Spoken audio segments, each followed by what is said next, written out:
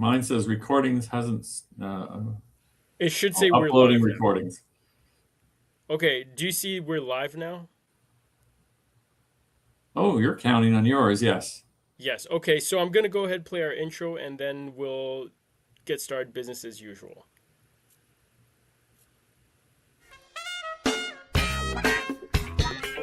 Welcome to the PSL Dentist Podcast, where healthy smiles meet real talk. Hosted by Port St. Lucie's very own Dr. Stephen Blank, the one dentist who's been making the Treasure Coast smile for decades. From one-visit crowns to clear aligners, Botox, and even lifting threads. Yep, your dentist does that too. So sit back, open wide, not literally please, and get ready to sink your teeth into today's episode.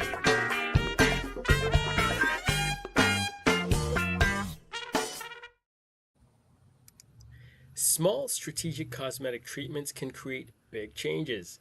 And today we're breaking down one of the most popular options. Welcome back, everyone. Frederick here, co-host and producer in the studio with Dr. Stephen Blank, your Port St. Lucie dentist. Dr. Blank, always great to be here with you. Shall we get right into it? What great to see you today, Frederick, and be in the studio with you. Awesome, awesome. So, Dr. Blank, to start us off, can you tell us what is a mini smile makeover? Wonderful question to ask. Many people are interested in this, or they're not always aware that it's an option. They always think everything or nothing. So a mini makeover, for me, in my hands, is when a patient just needs some of their teeth fixed up.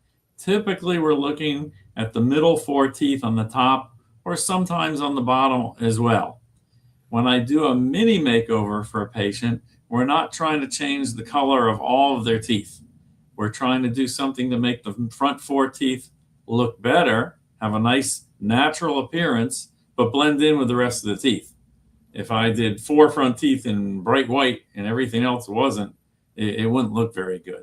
So the mini makeovers are when you're happy with the color of your teeth, but the front edges are beat up or old fillings are showing and they just need a little bit more than what your dentist can do with a filling. That's when we start talking about mini makeovers with all ceramic crowns, or in some of the real conservative cases, just veneers on the middle teeth. Gotcha, gotcha. So you mentioned fillings, you talked about the color of the tooth. So what types of cosmetic concerns are typically addressed in a mini smile makeover? Well, it can be anything from minor rotations of the teeth, where orthodontics is probably overkill, worn edges, especially when for females, when the edges wear flatter, you start to develop more corners instead of rounded edges. So the smile starts to look more harsh. It looks more like a male smile.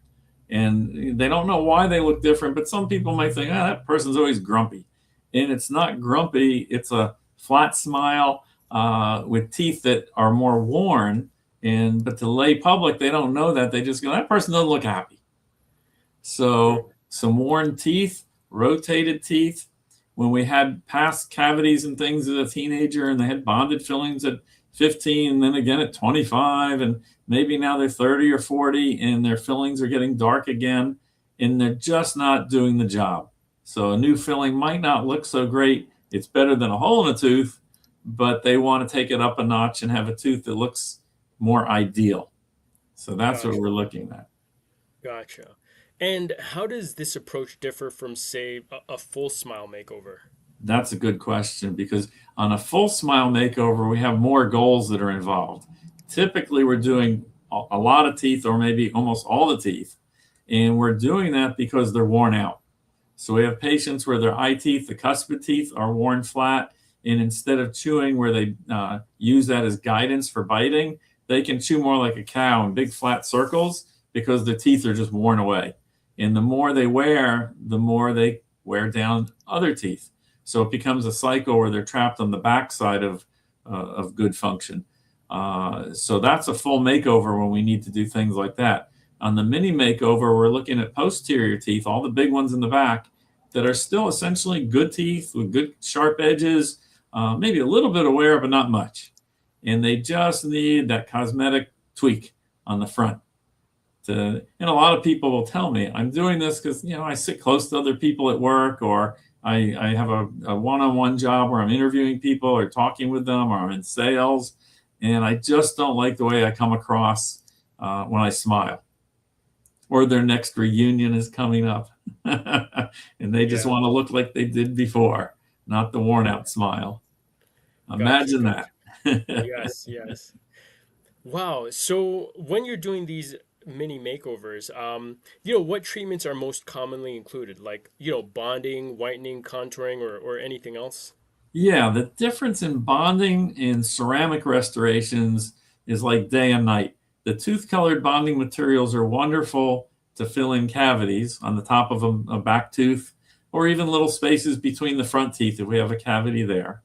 When we want to cover an entire surface, the bonding materials can be used, but I look at that as more of a short-term answer because they'll soak up stain and lose their luster. They don't hold the shine like porcelain that's baked in an oven.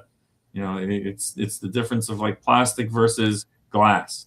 In the ceramic restorations, the different brands like Emax and Zirconia are all literally a type of glass that's all fired in an oven to make them. The bonded fillings are all resins, so it's with different filler particles, but they don't have the same luster. We can polish them up real well, but as soon as you start brushing your teeth at home, it can lose some of that shine. They'll last a long time, they'll look nice, but not to the same level. I have done that for patients. I had a young lady that was going to be getting married, and her little lateral incisor, the second tooth over, was rotated 90 degrees. I said, oh, let's talk about orthodontics. She says, let's talk about my wedding next week. It's like, oh, we don't have time for orthodontics. So we did bonding on that by reshaping the tooth some and then adding to it to make it appear as if it were straight. And that had no lab time, one visit, done. So that's when bonding materials can work. And it was a single tooth situation with the challenge for me as the doctor to make it blend in with the other teeth. We don't want people to say, oh, I see you got your tooth fixed. We wanted to say, oh, you have a nice smile. So that was the challenge on a case like that. So bonding has its place, but the long-term solution in my hands is to go with ceramics. And then we have the difference of, do we do just the front of the tooth or do we wrap all the way around to the back? And that depends on the patient. What's present there? Do they have a bunch of old fillings that take up a lot of space already, where covering the tooth would be better for the patient? Or is it a mostly natural tooth that's just worn down and just needs to be added to? So if we're going to add to them, veneers are a wonderful method of doing that, where we're adding to the front and we wrap around enough so that the seams are facing backwards where the public doesn't see it.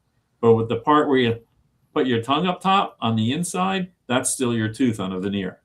When we do a crown, we wrap it up. So I reduce the tooth on the front, the sides, and the back, and then we make a cover that goes right up over the whole tooth, and that's cemented on, and it's nice and glassy all over. Wow, that is an amazing process. So you kind of touched on this when you talked about the lady who had a wedding and you fixed up her tooth, and the process seemed to be fairly quick. But my question to you now is, so how long does a typical mini smile makeover take from start to finish? A mini smile makeover in my office is either 2 visits or 3. On the more complicated ones, more rotations, more tooth position changes, adding length to teeth, I do that in 3 visits, where the first visit is what I call a smile design. So we discuss our treatment goals together, and then I use bonding resin, but without the adhesive, to just add some material to the tooth, trim it up, make it look a little better, and get my edge position correct. And then I scan that in and save that. Once I have that saved in my computer, I can now design teeth over that or have the lab design them. I like doing a lot of that myself, but it can be done either way. And then we have a position where we know this is where I want the biting edge in the front to back dimension and up and down, and how I want the middle two to compare to the next two, if I want them taller or shorter. And we design a virtual smile makeover. That virtual computer smile makeover goes from the computer to my 3D printer, and we print out a model. Now I've got a model of how you're going to look when I'm done, but we haven't done it to you yet. And I take an impression of that model, or I scan that one, and I can use that to create my temporaries. So I have to have a way of transferring our design to our computer that's going to make the project, either in-house or at the laboratory. So we digitize that, and then I use that to create a temporary. So when the patient comes in, visit number 2, we have these models already and an impression of them perhaps, and then I can prepare their teeth to accept the new dentistry. And I use that digital model, an impression of that, to make their temporaries. So now they get temporaries that look like the final restoration. They're made in plastic resin, but it allows us to test drive the smile. That's visit 2, and that visit's usually a couple hours, where we prepare the teeth, design the temporaries, and then they go home looking like their new smile. And then we can tweak that. If we think the teeth need to be a little longer or a little shorter, we make our notes, and that information goes to the laboratory. And then they can either copy what we did or add the enhancements. And then the third visit is the delivery day. Temporaries come off, new teeth go in, we check them for fit, color, shape, and if the patient and I are both happy, we sign off on it and we bond them into place, and off they go, chomp, chomp, chomp, with their new smile. Wow, what a process. That's amazing. So you kind of answered my next question, speaking on the patient's new smile. But the question is, what kind of results can patients realistically expect? Well, when I do my mock-up is when the patients really start to get the idea of how this is going to look. When I do the smile design and I put the resin on their teeth and then reshape it, they get to see what it's going to look like, and their expectations can be matched, to reality at that moment. They can say, okay, this is what we can do. I'm a little limited here, or we can do whatever we want. How bright do you want to get? How much do we want these to blend in? Do we have plans to do more teeth later, or are we limiting this to the areas that we planned originally, just the middle 4? So their expectations, if they're realistic at the beginning before we start, are met consistently. If patients only want to do 4 teeth but want the whitest smile in town, they're going to have a problem.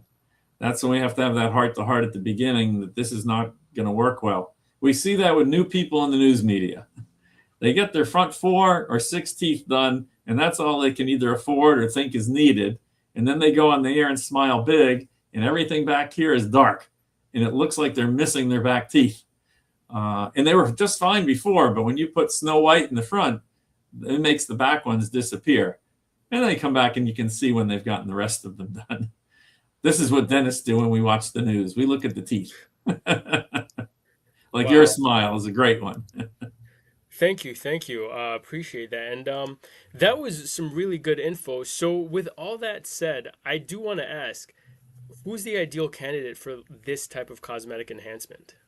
Well, ideally, it's people that have wear on the middle 4 teeth. Either they've clenched or grind in the front to back motion where the side teeth are all still good, or just chewing or cavity issues in the past, and they just don't like the way the teeth are looking. I also have to mention we need to start with a good foundation. So we're always interested in the patient's gum health and having a very healthy patient before we begin the cosmetic type of care. Because if we don't have that, things change afterwards. Gums go up, up, up. It looks like, just doesn't look happy if we have red gum tissue around teeth. It should be nice and pink color and soft color, not swollen looking. So as long as we start with a healthy mouth, we can get really nice results, and then they last a long time. I don't want my patients coming back year after year, and we see them in the hygiene room and pat them on the shoulder and say bye-bye, that they're just doing fine, and their smile makeover is still looking good 10 years later, 15 years later. And that's a good feeling for the patient and for me. Amazing. Yes. Well, Dr. Blank, I just want to say thank you so much for breaking that down clearly and thoroughly. We do appreciate the informative explanations. And everyone watching at home, thanks for joining us, and we will see you all next time. Thank you, Frederick. That's a wrap for the PSL Dentist Podcast, where smiles are brighter and laughs are always cavity-free. To keep your smile in shape, call 772-878-7348 or visit psldentist.com to schedule your appointment with Dr. Stephen Blank, the one-stop doc for smiles, beauty, and everything in between. Until next time, keep flossing, keep smiling, and keep listening.